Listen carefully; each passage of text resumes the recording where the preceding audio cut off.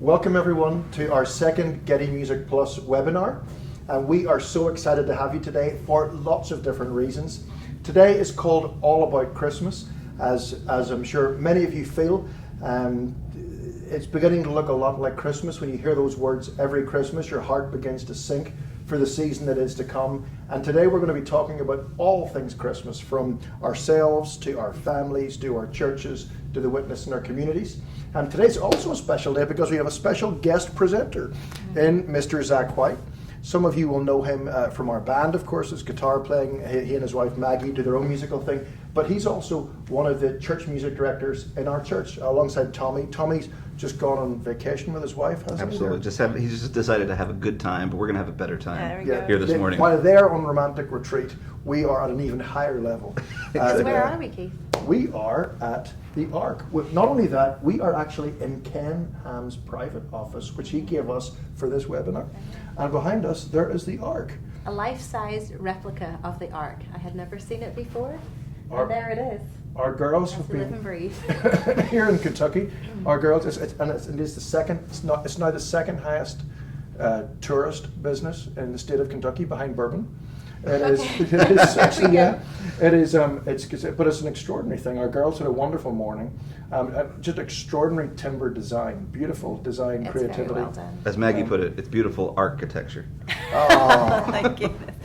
I know, and as Patrick said, I'm feeling very oceanal looking at it. That's right. Anyway, It's really beautiful. Anyway, really so is. we're enjoying it and looking forward. We just got the lead as part of a conference with our friend Vody Bacham. We're doing a concert tonight here. If you're nearby the Ark in Kentucky, pop along tonight and then come along. That's going to have a great time. Anyway, Zach White, take it away. Absolutely. Well, so Keith, what would be really fun to talk about, you did a talk at the Sing conference called "Don't Waste Your Christmas." Why don't you give folks kind of the quick 30,000-foot view of what that was about? Why is that a concern? Christmas seems like such an important part for churches. Why would they waste it? Sure. Well, it was just a 5-minute. The first day, the Monday of the Sing conference this year, we focused on incarnation, and but so many people over the years constantly, and with doing a Christmas show, talk about the strain of Christmas or the struggles of Christmas, and so we basically said, here's 5 things that should frame how you think about Christmas before you begin. Number 1, we talked about the fact that for most churches in America today, the number of unbelievers coming into your church in the Christmas season is still more than the total number of believers you have from January 1 to Thanksgiving in a year. And so the opportunity for gospel witness is greater than it's ever been. Number 2, of course, and as somebody who writes hymns, I feel this very strongly, is we've got the greatest hymns to sing at Christmas. As musicians, we have this incredible heritage. And it's why we've started the 10 carols thing this year, because the great carols of the faith are masterworks of the Christian faith. The finest poets, the finest musicians, putting together the most extraordinary expressions of the Christian gospel. How silently, the wondrous gift is given, so God imparts to human hearts the blessings of his heaven. No ear may hear his coming, but in this world of sin, where meek souls will receive him, still the dear Christ enters in. And on.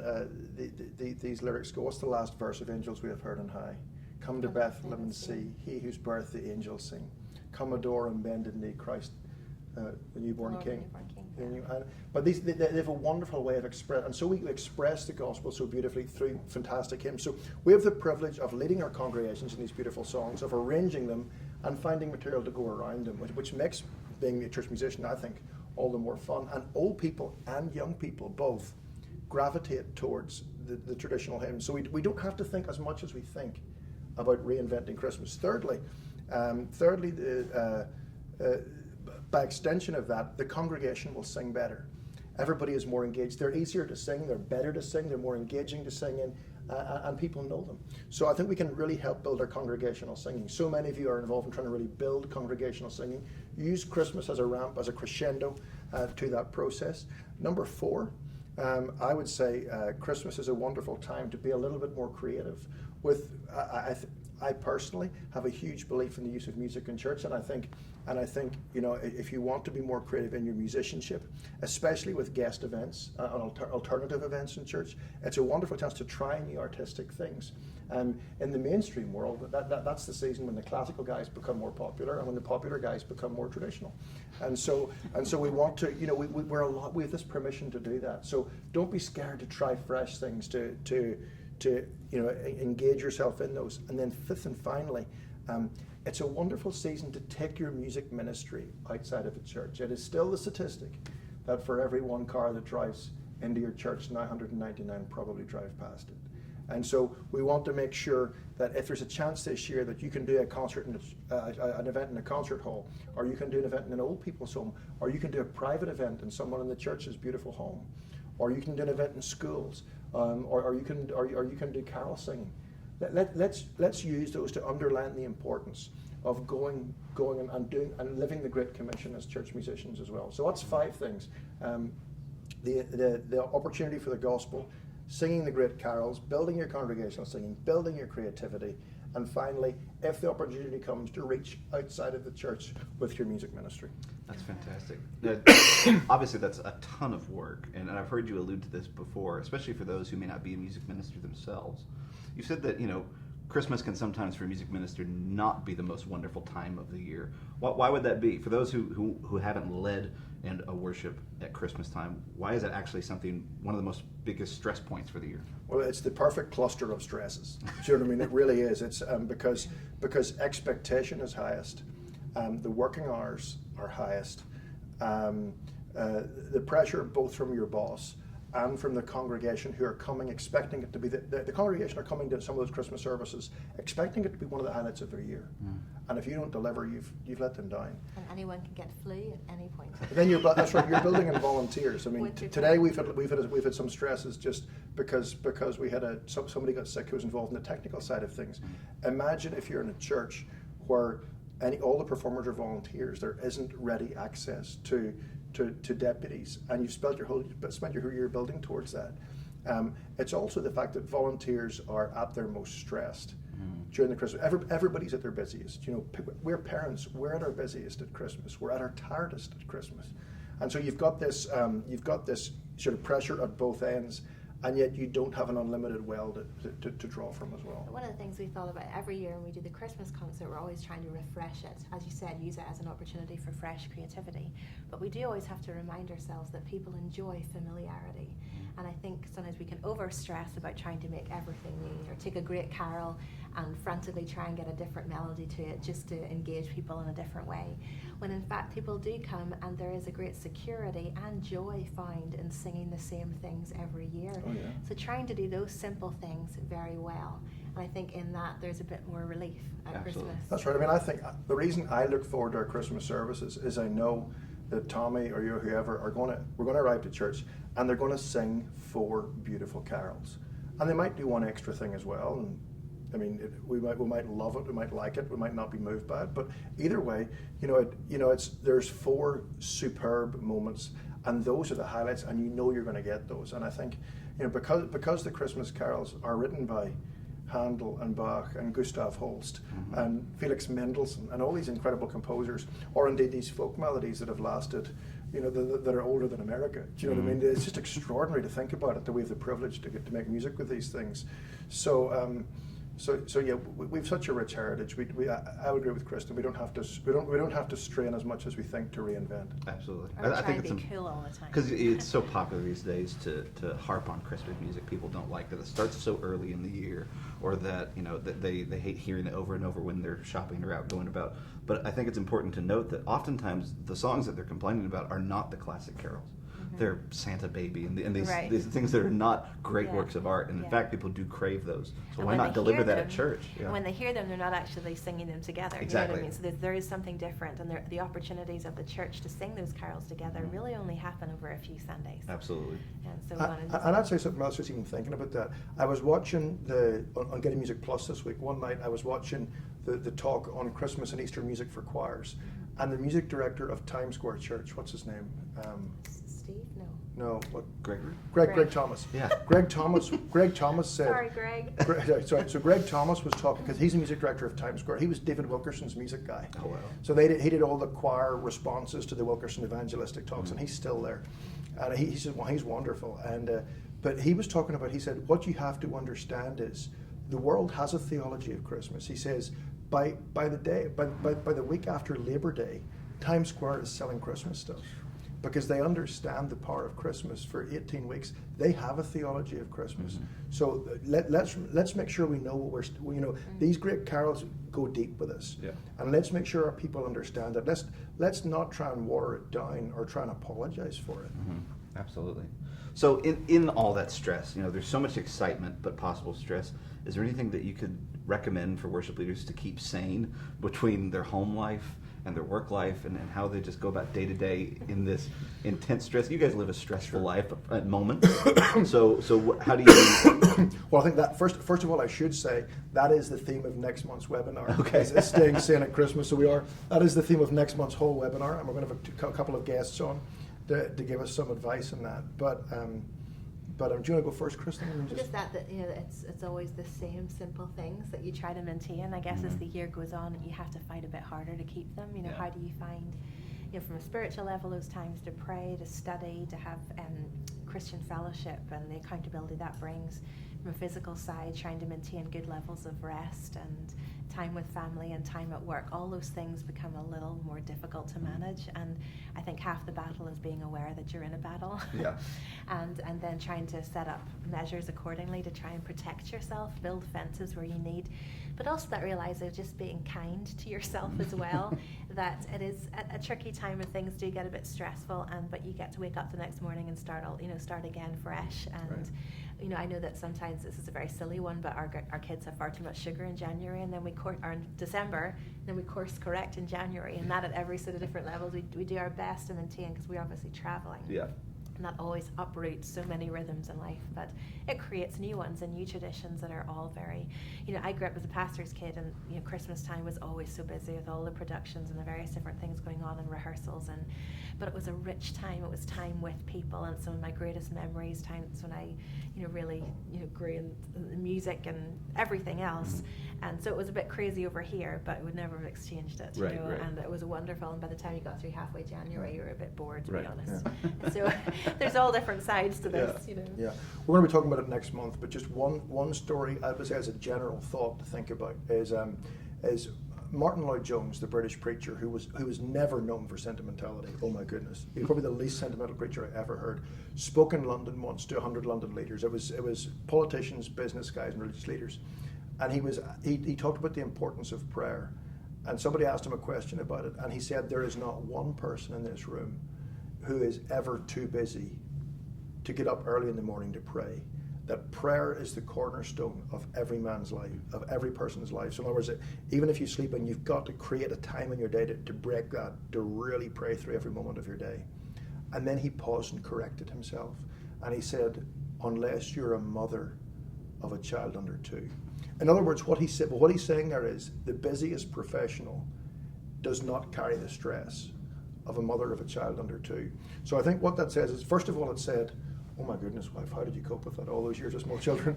But what it also says is that all of us live, Christmas season, whether you're the guy at the front, or whether you're the single parent, or whether you're the struggling student, or whether you're the mother of young children, all of us carry stress at Christmas. So these questions and principles we're looking at next month are mostly, as Kristyn says, the same things for everyone. Right, absolutely.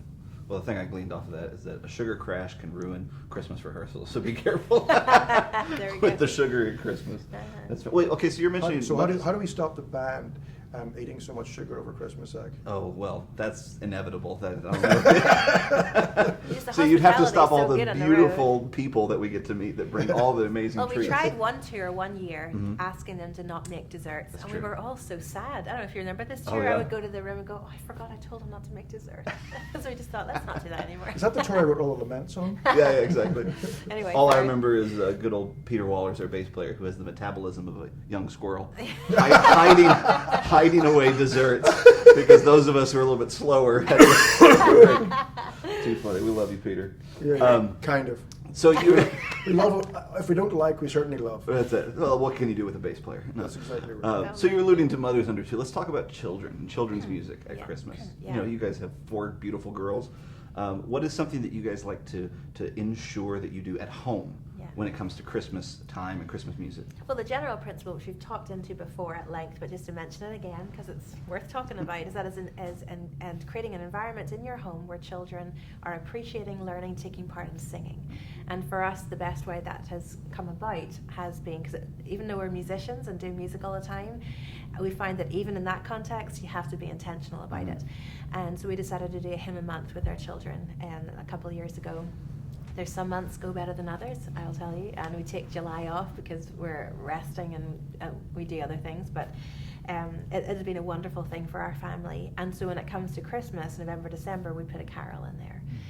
So last year the kids learned Joy to the World, and we actually sang it with them. I was up on Facebook and Instagram this week. Happy 300th birthday. Oh yeah, to Joy to the World. you. Exactly. It's their 300 years this year. 300th anniversary this year. Everyone, make sure you're singing Joy to the World. Make sure you're using it as an excuse to explain the story. Yeah, and the kids loved it. Even before we did the hymn of the month, it was one of the ones that they quite naturally started singing at home after being on Christmas tour. And so what we do is we hum through the melody the first few days. We start working on the lyric. We just build it gradually over the month, and we sing it together. Nothing fancy, not with sometimes Keith will have the guitar, but usually it's just a cappella. Sometimes sing along to the iPhone, and we just gradually go through it. The little ones, they only catch a little bit.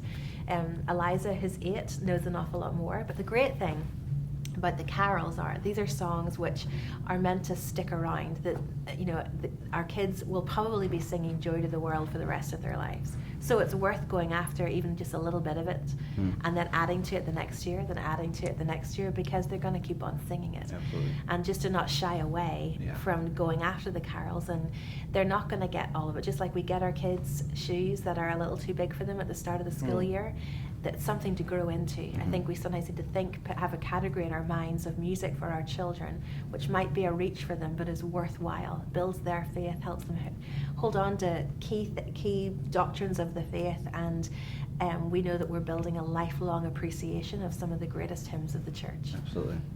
Talk about how you see children, especially in church, and the functionality. Kind of, I know at Village Chapel we like to each week kind of do a different feature that might feature some an adult choir or a youth choir or a kids choir. I know kids choirs are something that we actually bring out on the road sometimes in our show. Yeah. Talk about using kids in the service at Christmas time.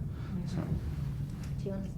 I felt like I talked a lot Sure. there. No, that's all. I mean, obviously, children's choirs, whether they just meet for Christmas or all year, is a great thing. Children's choirs is a club for children. It gets them, first of all, it teaches them to sing and memorize the scripture.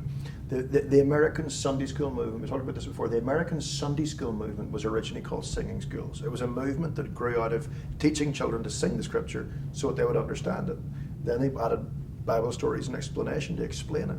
But so it is the greatest way to follow the Deuteronomy command to write these truths in our children's hearts.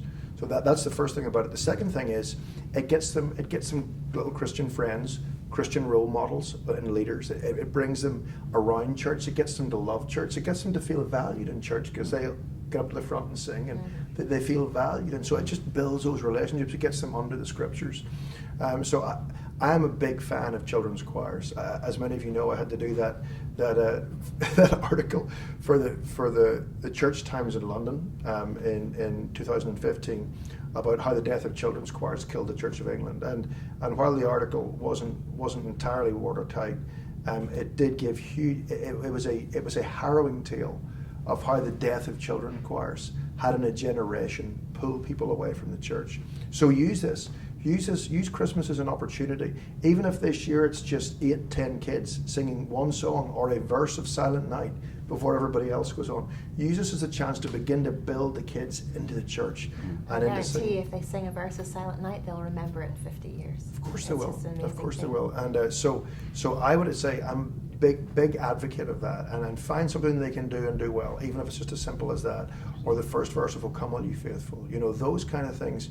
That's And also then for the musical kids, for those of us who were musical, it was amazing because it got us really, engaged. So huge belief in that. I think, culturally, so many different ideas of Christmas are constantly pushing in against us and our children in huge ways we can't even imagine. And it's important that while you do fun songs with kids and we try to do more kid-like numbers, which are all great, that we are intentional about sharing what Christmas is really about, and not just by telling them, but by singing it with them. And some of these carols, they just go right to the heart. All of them do, really, the traditional carols, right to the heart of what Christmas means, what it is, and the opportunity that then creates to speak to children about the gospel at Christmas time, so they understand what it's all about. I think it's just an opportunity which should not be wasted. That reminds me of, you've talked before about, it's not really practical advice, but just a beautiful story of the once in Royal David City at King's College. And correct me, how did they, you said there's something about the kids all have to learn the song? Yeah. Oh, that's hilarious. No, so Once in Royal David City was Cecil Frances Alexander's carol. She came from County Derry and she was teaching the Bible. And so to commemorate that, when they started the King's College Cambridge Carol Service, Which is the same every year. yeah, they always begin it with Once in Royal David City, but they always have a child sing the first verse to honour the authenticity of the song. But the way they do it is all the kids in the entire programme learn the song the whole year, and then the conductor walks in an hour before the performance, and all the kids line up, and he goes, Once in Royal David City, and he goes, and he points, and the kid that he points at has to sing it to 90 countries, to however many million people. Right. So Case in point, everybody's stressed out at Christmas, yeah. But at least that's, 60 minutes. Side note, if we finish this with a carol, is there any way we could get the violinists to come and join us? Is there any way we could get Deborah? They might be at the Ark. We'll see. Deborah and Maggie. If they could get back, what's the time now? Is it 122, 222? I don't know. Yeah, it's only 22 222. minutes. If they could Okay. get back for like 50 or something. And please 10 tell them till. there is no stress, even if one of them can. Even if one of them do, but I mean, if we're here, Because I know little if they're at the Ark, they baby should come in 2 by 2. I mean, that's just Okay. get onto your. All right, Let's talk about this kids project. Let's talk about this kids project. Oh, yeah, This is your pride and joy, sweetie. Well, my kids are my pride and joy. We have to do this for Musically them. speaking. But They're on it, so they're on it. They're reading scripture on it. So, the Getty Kids Hymnals is a series that we started a few years ago, and this is the 4th one, but it is the Christmas one. It's called Family Carol Sing. Trying to teach. I think, does it include all 10 of the carols? Yeah. So all 10 of the carols we're talking about are in that. A couple extra ones that one you wrote with Stuart, and one of the Papa and Boswell wrote, but mostly they're traditional ones. Yeah, so it's 10 carols that were traditional carols, and I think we added 4 modern carols as well. I think you've got 5 even, one extra. Yeah, There's a lot. Yeah, we brought Yeah. in Joy Has Dawned, which I wrote, and O Children Come, which you wrote, and Jesus Joy That Has Heaven, which you wrote There's like 16 different which carols. we wrote for Eliza, and then the boys' carols. Sing with the song? Come Adore the Humble Come King. Adore, okay. Come Adore the Humble King and sing with the song. Anyway, But- it's got a kids Yeah. choir, New Irish Youth singing on it, and Yeah, some Bible readings that's that right. echo the King's College. The idea for this actually started with a fairly aggressive radio interview. Our Christmas show, as many of you know, used to be on PBS television, and so we did a lot of radio interviews with people who were from a faith background, people who were not from a faith background at all. And so I did an interview once to say, so I hear that you're on PBS, but it was something like, you're the hymn guys. You do like a hymn Christmas show? And I went, yeah. And they went, but they said, of America's top, I said, we're trying to recover carols or something like this. Or they quoted something I was saying, and then they went, but of America's top 20 carols, only one of them is even religious, because Rudolph and Frosty and all the rest are now being called carols. And but he was trying to say that America doesn't want religious carols anymore. And so that got me so suitably riled up that I thought we need to start a campaign. And so this is really a 3-year campaign we're starting now to try and, when we go to a city, try and encourage all the schools, all the families, all the organizations to get involved learning these carols, so that the next generation of kids and adults indeed know these carols. And it's not that there aren't more, but we had to pick 10. We had to pick 10, yeah, we had to pick 10. So we just went a round but they're all number. they're all traditional carols, and they're all ones that we absolutely love. And so they're all on this, and Kids singing so them. we're excited to be introducing those to people. And we're working towards some devotional material to try out this Christmas, so it'd be interesting. We're still like little family devotion that you could do. The idea being that you could go through at least 3 of the carols as a family, and then have a little mini family carol service on Christmas fun. Eve Oh, or yeah, Christmas explain how Day. that works. Yeah. Well, it's there'll be a couple of little devotionals just talk about what carols are and what they do, and then 3 different lyrics going through a little bit every day with a little devotional thought in conjunction with learning the carols. And then I have like a little order of service that people could access and use either on Christmas Eve or on Christmas Day. Traditionally, families would gather together around the piano or whatever instrument and sing on Christmas Eve or on Christmas night. I know Keith's family, they were always singing around the piano. It was a big thing, and I think it's been significantly lost in lots of places. And I think we prepare our children for a lifelong love of singing with the church by working with them at home and developing an appetite for it at home, and just understanding as a family it's something we do. That singing, while people may specialize in guitar or in piano and all these other instruments, the singing part is not a special subject for people. It is actually for every believer, whether your voice is brilliant or not so great. And every Christmas we get to sing these folk melodies and these wonderful lyrics, and it's important, I think, to sing them together as a family, as well as sing it as the broader family of the church. And I just thought it's something we haven't done with our girls, our own little private carol service thing. I thought, what would be great this Christmas to work in a couple more songs. And so I'm working on the devotional material. We're going to have it digitally this Christmas and just trying it out, get feedback, and see if it works. So this is a resource to do a family carol sing in your home. In your home, this Christmas. Exactly. Let me also ask, because the other thing we did, we sometimes did that, but the other thing, we just filled the house with carols. So first of all, if you're not a musician or you're not used to doing this, obviously this is albums available as a CD, but it's also, if you're on Spotify, you can have it all for free and just go to our Spotify page. But even if you don't want to use all our songs, encourage people. How do we make playlists? Put playlists together that when you're filling your home up with the smell of apple cider or something in your house and all those things are up, how important is it just to fill the home, not necessarily all the time, but some of the time with songs that help teach our children about the Lord?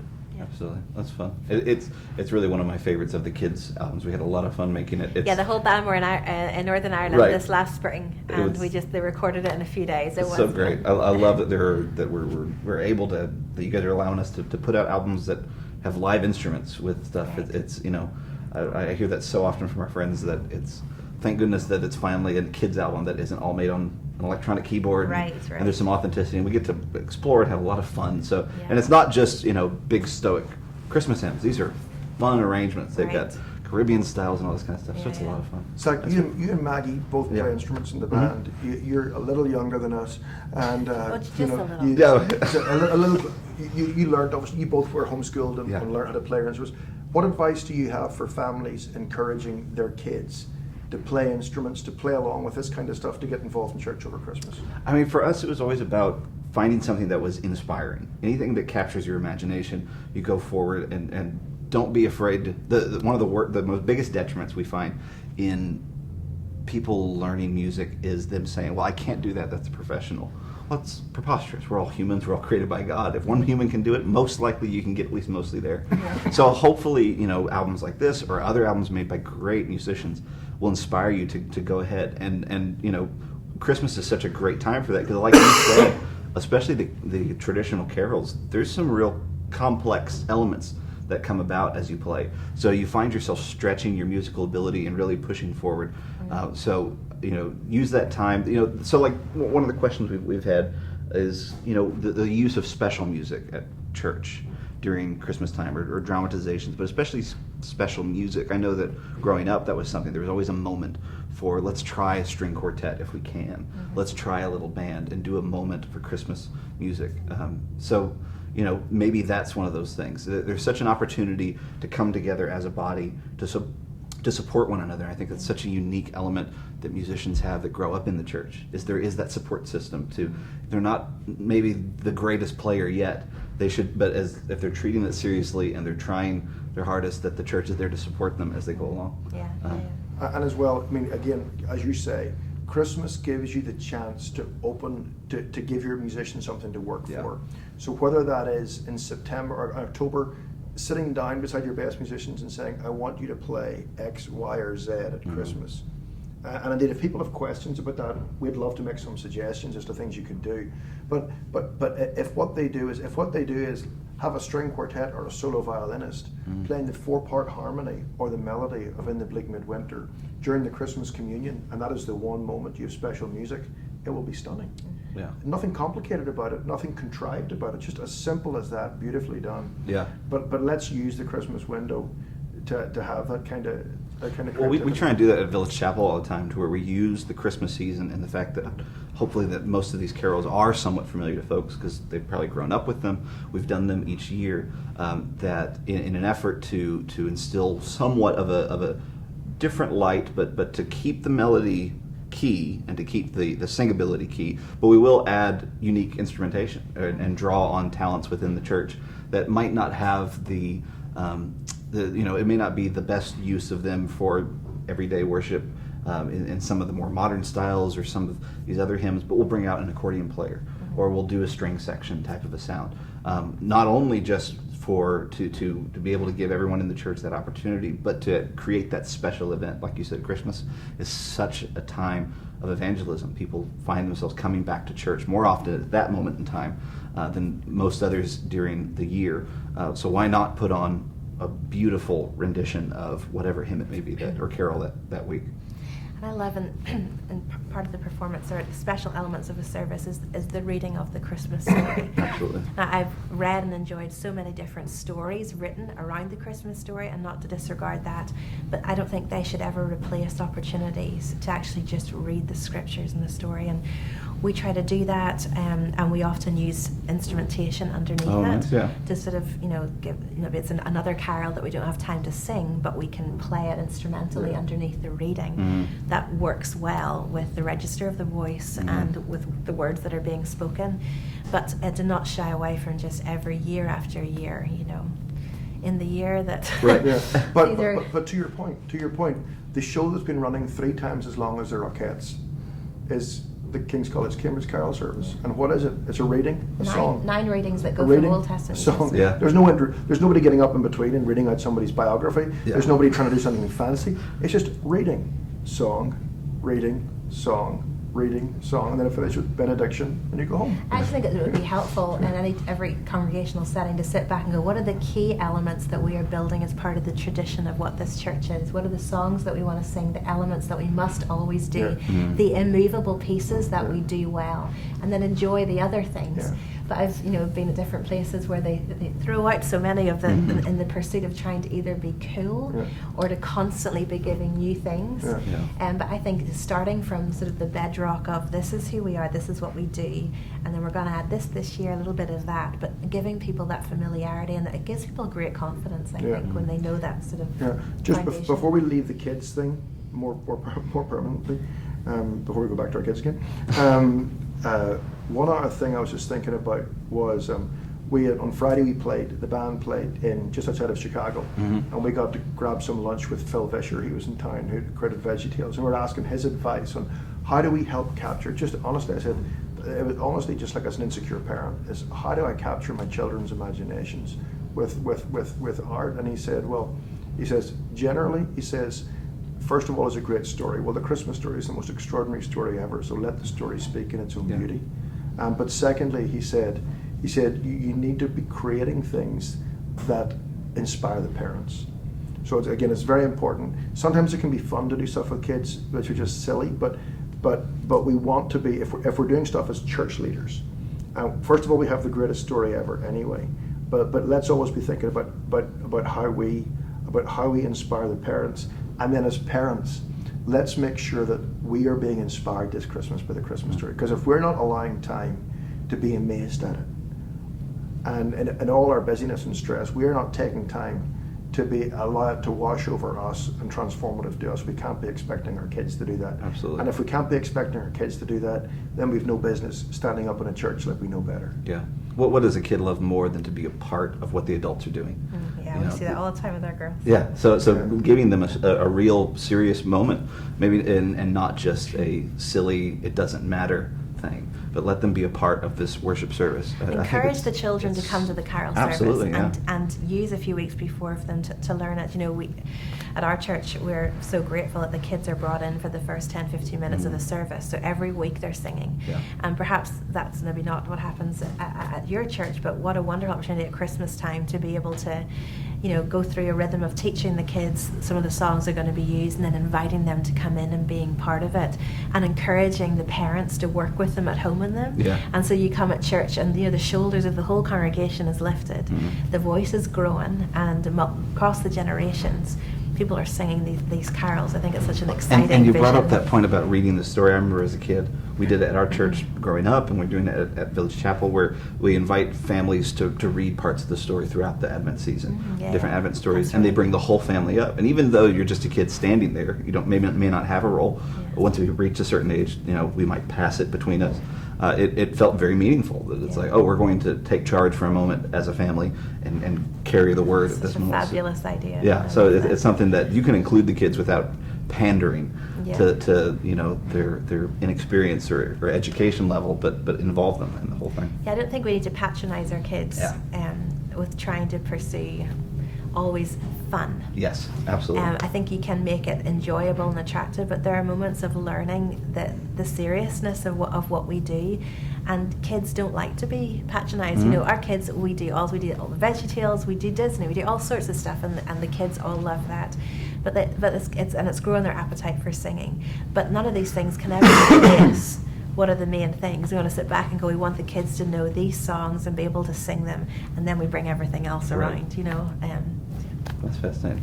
Well, I do want to make sure we hadn't mentioned it yet, but folks are welcome to ask questions on the live stream, and we might be able to get those fed to us, and then we can ask your questions and discuss those. And I meant to say at the start, the rule is, if it's a question about Christmas, we're answering it this month. If it's a question that's non-Christmas, it's being pushed into next month. There you go. Just so you know. So that's it. So feel free to type along and ask your questions. Maybe we can get to those as well. So let's talk about kind of the more practicals of church, being the worship leader. As you come into this season, there are so many options that can be daunting and huge. So I don't know, like there's an idea that I've heard some folks talk about where our, you know, how do you be intentional in explaining your habits at Christmas without just following tradition for tradition's sake? You know, obviously so many folks chase after the new and cool, but there are still plenty of churches that, we've just done this for forever, and we're just going to keep doing it and not change a thing because familiarity feels safe. How do we avoid that? Well, I do think that it is always good every Christmas, whether it's the pastor who does this, but somebody at the front explains what it is that we're doing here. I think very quickly we can assume that everybody knows we should sing carols, we should just, you know, but to actually say this is why singing is important, and it is Christmas time. Why is singing at Christmas important? What is it about these carols? Why is it such a privilege to have them? Why should we sing them again? What's the big deal about it? And actually tell people about that as you go into it, to give people a sense of purpose, a reason why we're doing it, so that it doesn't just become, you know, keeping up with the motions of it, but we actually pause for a second, and both our mind and heart can agree with what we're about to do. And I think that's been important. I do think that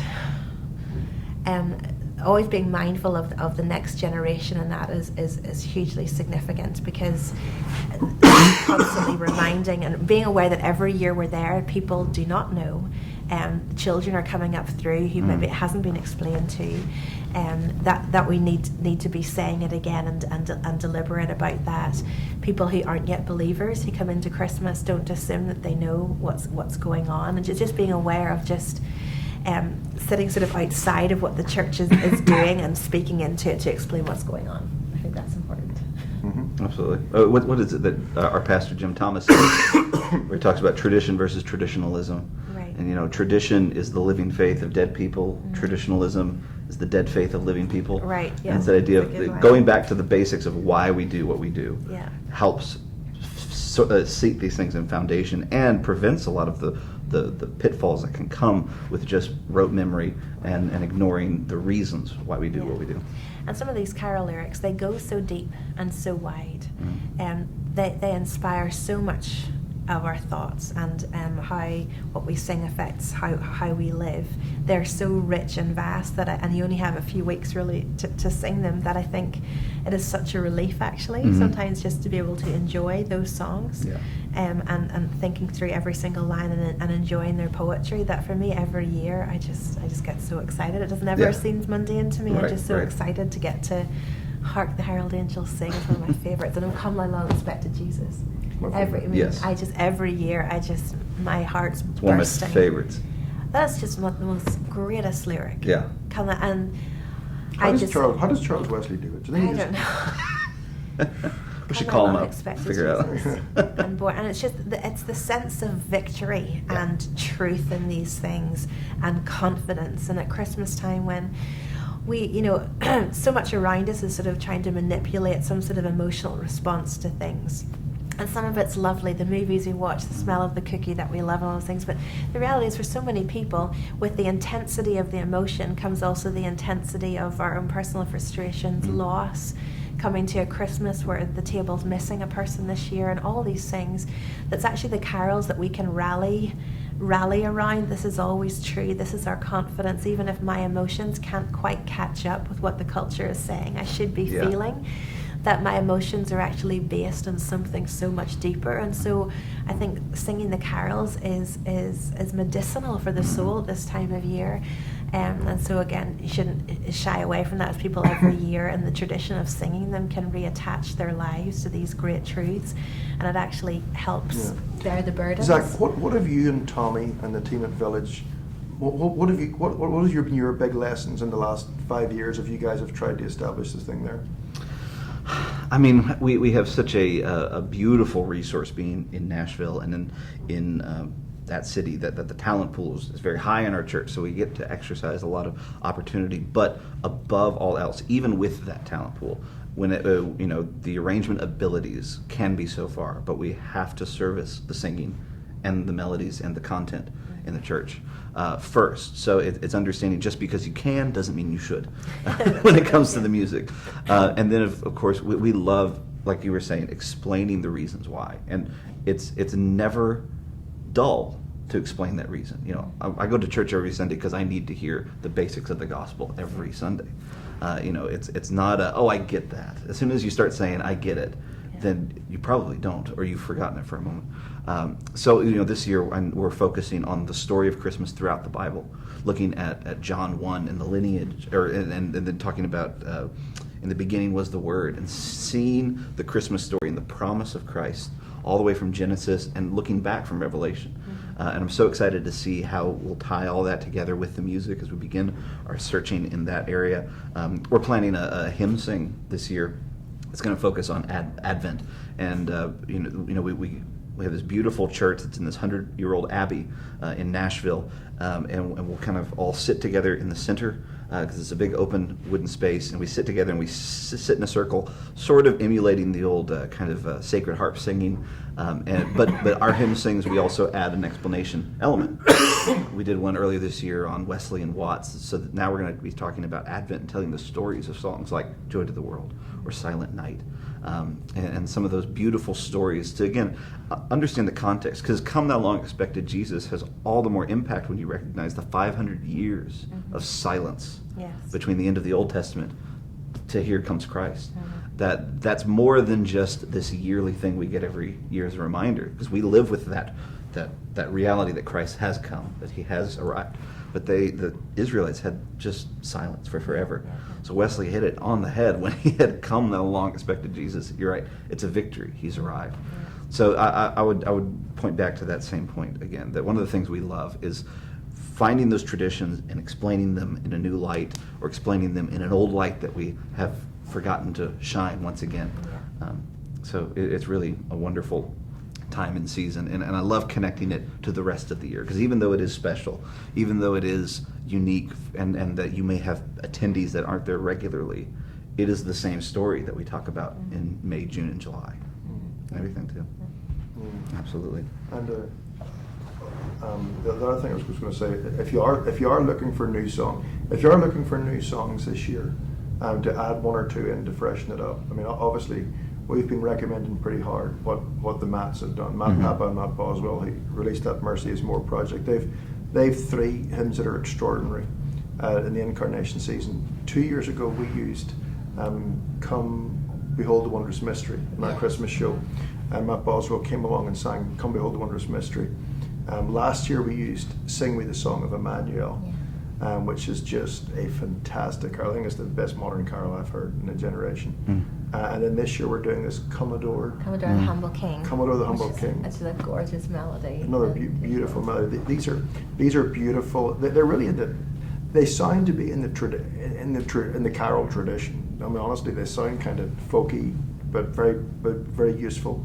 We've just done 2 fresh arrangements of old carols that we did 10 years ago when we started. We did this kind of, how would you describe the new arrangement of Joy Has Dawned? It's funky. It's I get to play guitar styles that you would mostly only hear in funk music these days, which it's a rarity in church, but it brings joy. It was the idea of so you can still do the traditional simple. It's really a very traditional simple strophic hymn, which you're welcome to use. But this new sort of funky version, and then we brought back this year Jesus Joy the Highest Heaven. Tell them a story of that one and the new version we've done with it. It's a little kids' carol, so particularly for children, but the adults have been singing along with it as well. And Keith wrote the melody when I was pregnant with Eliza, and we finished the lyric just after she was born, our first child. And it just, identifying a little bit like the Once in Royal David City, this little child who identifies in our weakness and our fears. And that same thing, just looking at Eliza when she was born, like every mother looks at this and feels in a powerful way the vulnerability of the child and the mother in this new season. And you put yourself more readily in the story of Mary and Jesus. And so I wanted to capture some of that. And the idea of Jesus growing up and learning to speak so that he could then speak to us. And Jesus learning to walk so that he could then walk that road to our salvation. And just all the little steps that were taken even at that little elementary stage that enabled him to accomplish God's great salvation plan and to try and do it in a way that kids would understand. Then we used is it the Bach arrangement for it? We used Jesus Joy the Highest Heaven. We took Jesus Joy of Man's Desiring. Okay. So Deborah played around with that. So. Yeah, and did a little bit, and the arrangement of it, a little classical music around it. Yeah. So speaking on kids' music, we actually have a question from Bess from Huntsville, Alabama. It says, what carol do you think your children and other children connect with the most? Well, it has been Joy to the World. Okay. They love it. That little repeat and the fact it's rhythmic, they absolutely love that. And they do love the robust nature of the Joy to the World. Yeah. Each child reacts with their own personality in it. It's very interesting. This year we're going to teach them Sing Me the Song of Emmanuel. The modern carol. The modern carol. Sing me the song of Emmanuel. Can I also say as well, kids also, going in your repetition, they actually also love O Come All You Faithful, O Come Let Us Adore Him. So I would say Joy to the World and O Come All You Faithful as second, and probably Silent Night third. I'm not sure it's. It's more lullaby-like. Yeah. But I would probably imagine that kids caught on much quicker to the lyrics and melody of Joy to the World. They love Silent Night, but that will take a little bit more. And it may be that you only get the first few lines for some of the real little ones this year. But then you can build on it next year. Yeah. So, and then Logan from Mount Morris, Illinois asked, how do you go about selecting Christmas carols centered around a specific theme? And what's your criteria for that? Oh my goodness! What's your criteria for what? For selecting the theme. Of course, they're going to be about Christmas and Advent, but a theme within Christmas. Yeah, I assume. Gosh, well, the first thing I would say is most of the great carols are so rich about the gospel story that they fit almost every service. Alistair Begg, when I used to get confused about this stuff, he'd say, "Flowers in a field, go away." In other words, beautiful flowers look good in any field. Yeah. Do you know what I mean? Just home in one moment. So, for example, last year in the show, we superimposed, there's an old carol, Thou didst leave thy throne. Come into my heart, Lord, oh come to my heart, Lord Jesus, there is room in my heart for thee. We played that as a response to the very last reading, which was asking for a response. And that was really the only distinctive unifying thing in what we did. So I think a well-placed last song, knowing what the message is, with just beautiful carols is enough. But after that, man, it would be a great exercise. I'm trying to think. I'm not sure quite what the criteria is, but do you know what I mean? I think if you took those, I'm not sure, if you took those 10 carols we're focused on this year, and I think you took say the 4 themes of Advent: peace, joy, hope, and love, or even you took the four hymns of Christmas, which people often use those as their themes for Christmas, or you take the 4 stages of the Christmas story. Most of them fit most places. Now, Come Along Expected Jesus and O Come, O Come Emmanuel are the only ones that are of that crowd. That of those 10, they're the only 2 that are strictly Advent. Yeah. So to answer the question in multiple levels, I think there's nothing wrong with just picking great carols, and then in terms of theme, leaning the one that responds to the sermon as being slightly more thematically linked. The themes themselves. Secondly, if you're choosing themes and going for themes after that, then I would just line up those 10 carols, or maybe we should get an extended list. I'm going to try and work on that maybe in the next week, and do a list of recommended 20, 30 carols, and then just work from them and pick to the theme. Yeah. If you're actually looking for theme suggestions, over the years, I mean, we've done... Well, King's College has been a massive thing for us. The Yeah. 9 lessons, we rarely have time to do all Yeah. of them, but giving people a sense of the Yeah. Old Testament to the New Yeah. Testament, the big story, I think Yeah. has been very helpful. Yeah, they just build it around the readings. So Yeah. take your reading each week and look at the lyrics of each of them, and I mean, the choices are But I pretty do think the massive. theme should serve the good songs. Yeah. That you shouldn't be stuck with, you give yourself a theme and then suddenly it means that you have to exclude 5 of the Yeah. greatest carols that you wanted to sing. No, absolutely. I think you do the best songs you can, and there will be very natural ways to push them Yeah. together. If you're studying Zechariah's song, don't think you have to have a song beginning with Z. Yeah. Z. Do you know what I mean? Do you know what I mean? Pick it, even though your name begins with Z. I was about to say. It's a beautiful name. Just So, have yeah. me play for you Zechariah's song, and then there's your That's right. parent. So But also, a lot of the carols, they actually go through the whole story, and so I've often been perplexed. So we can't sing that one yet because we haven't got to the point where the shepherds have Oh, yeah, arrived. But then, so many of them go through the whole story. So I think if there's little nuances of the lyric that you Yeah. can pull out, but then I think you just sing the song. I think it's also important to understand, especially working closely with your pastor, what is the whether it's the ending or the general emotion of the part of the story that he's dealing with, and finding the melodies that match that so well. Right. You know, O Come, O Come Emmanuel has a very different emotion than Joy to the World, Yeah. even though they both are talking Yeah. about Christ coming for Advent. So it's understanding, what part of the story are we leaning on, Right. and what do you hope people will glean from it. Yeah, figure out how you're going to finish. Yeah. Work backwards. Absolutely. how much time do we have left, guys? 2 minutes. 10 Did minutes. any of the girls come to play or not? They're all at the art. They're all Are they coming or not? We can just play the guitar. That's fine. They're not coming. You just asked them in the last 20 minutes. Crazy Interesting. man. Cool. Anyway. They're getting roped up They in the pen. prefer As the art. 2 of them. Yeah. Too funny. All right.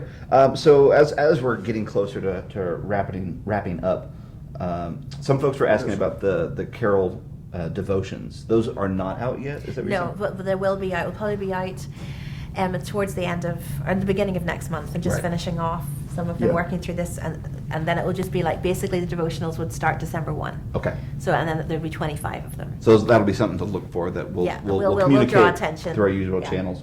Yeah. But let's talk about, what are you most excited about for your Christmas this year? Well, the first thing I should probably talk about is the Christmas tour. Obviously, the Christmas tour this year is tied to championing these 10 carols and getting people excited about the great carols of the faith. So that's kind of cool. This year on the tour itself, there's some very special moments. The 14th of December, we're at the Kennedy Center, celebrating our 5th anniversary at the Kennedy Center. Would you believe? So cool. And we're back in the Opera House, which is You where with us, Zach? Yeah. We're back in the Opera far as I House. know. Yeah, we're will be. back in the Opera House this year, which is the Oh, home great. of the Kennedy Center Honors. And so that sparked an idea. And then Johnny Erickson Tada agreed to receive the first ever Sing Lifetime Achievement Award.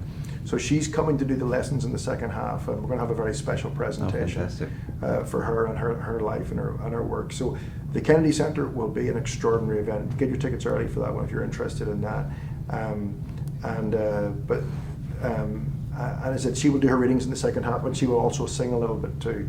So that'll be special. And of course for her as well, she had her accident. Yeah. less than an hour from the Kennedy Center. Oh, wow. All those years ago, 50 years ago. So it'll be an extraordinary night.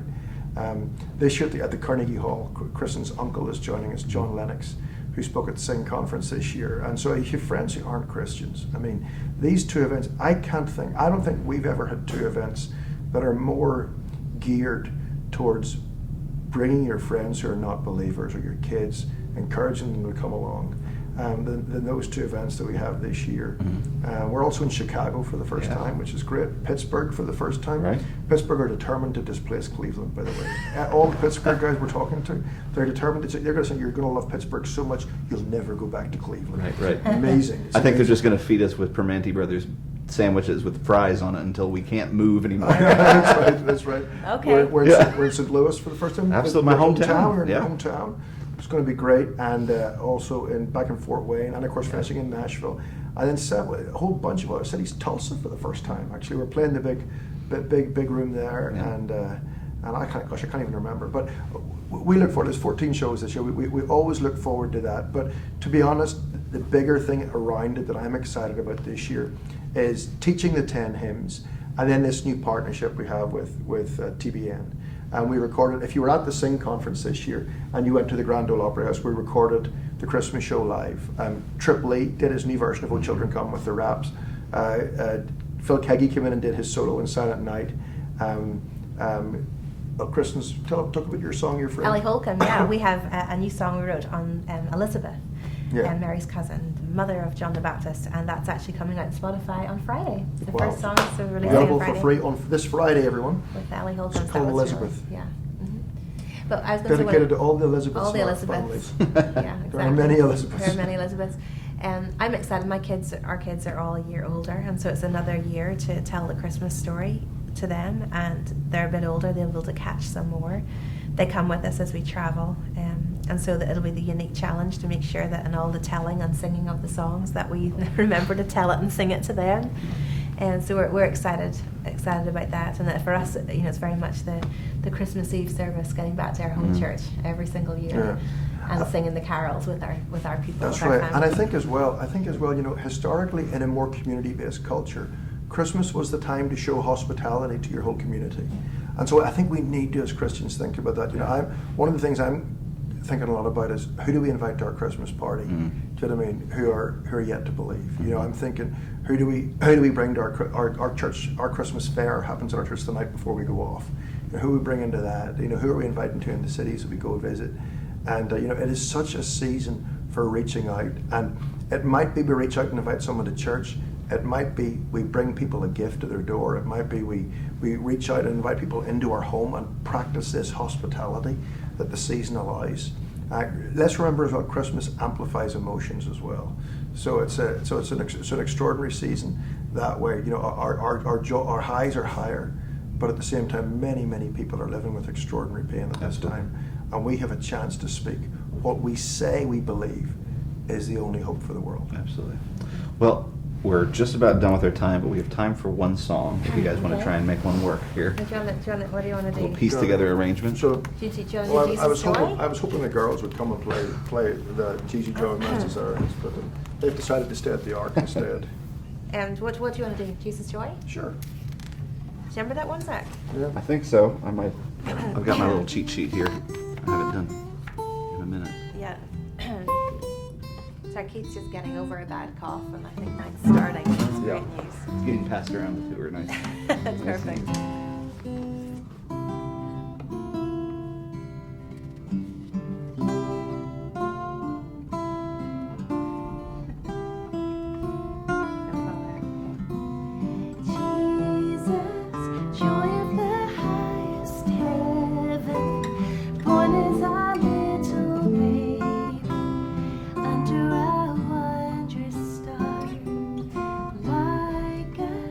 Crying, he takes his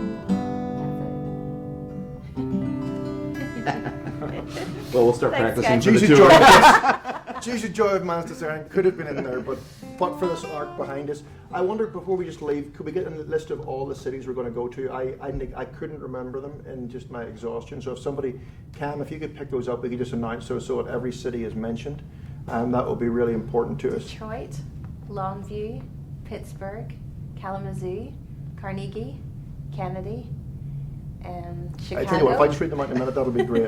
Well, they are all on gettymusic.com Yeah, /Christmas. You can see all the tour dates If you want there. to be there. If you're in Getty Music Plus, we will be following up with a few different lists and resource things, and also free tickets to concerts as well. So all that, if you're in Getty Music Plus, you'll get that as well.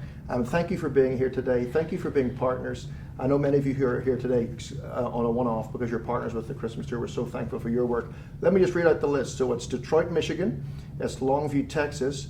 It's Pittsburgh, Pennsylvania. We also are about to add a show in Lancaster, Pennsylvania. Excited to announce that. Washington, D.C. Kennedy Center. Milwaukee, Wisconsin. Chicago, Illinois. Wilmington, Delaware. New York, Carnegie Hall. St. Louis, Missouri. Kalamazoo, Michigan. Fort Wayne, Indiana. And Nashville, Tennessee. We look forward to seeing you at some of those. We're thrilled for all the partners and all the partners who have joined us, especially for today. We look forward to seeing you next month. And thank you, Zach. Kristyn, do you want to say a final prayer as we finish today? Oh, sure.